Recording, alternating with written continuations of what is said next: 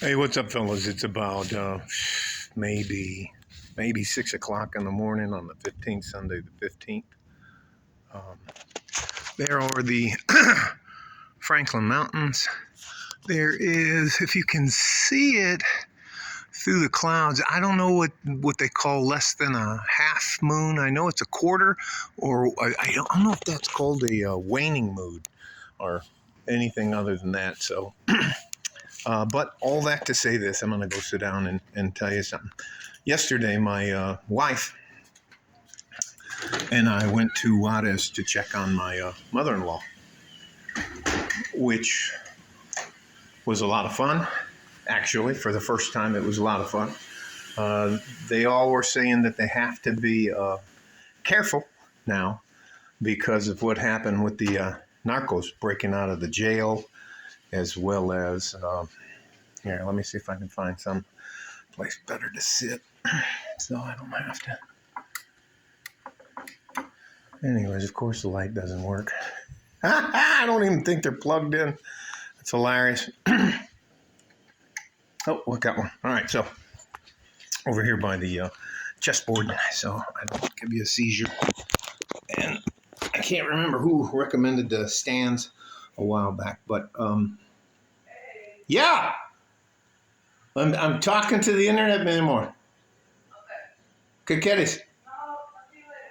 Okay. Anyway, so I went and I usually pay between $15 to $20 for a haircut, and the lady that cut my hair charged maybe $7.50, which was 100 and some odd pesos, and she did a really good job. I just have called it a fuck it Sunday, but she was complaining why she couldn't find a man, and she was short, really, really overweight, blonde hair that just looked absolutely awkward, a nose ring that stuck out like this, earrings all through her ears like that, fingernails that were that much longer than her finger, and they had actual like things glued.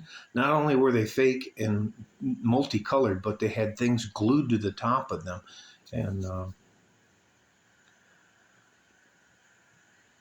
it just, I didn't say anything, but in the back of my mind, I was like, you know what? I really think a lot of women are just confused about what men want.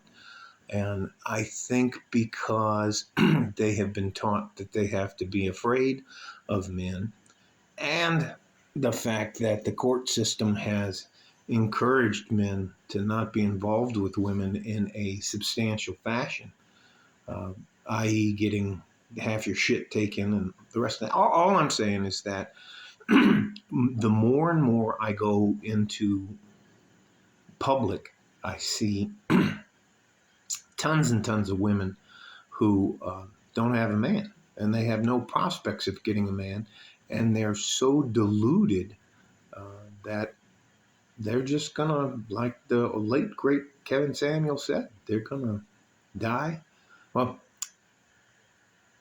die by yourself, buy a dog and die by yourself. They're just, and as you know, the tipping point, I believe, for men and women, because we start out at different levels, but there's a tipping point where we cross, and I would say it would probably be around between 29 and 33 when men start outpacing women as valuable.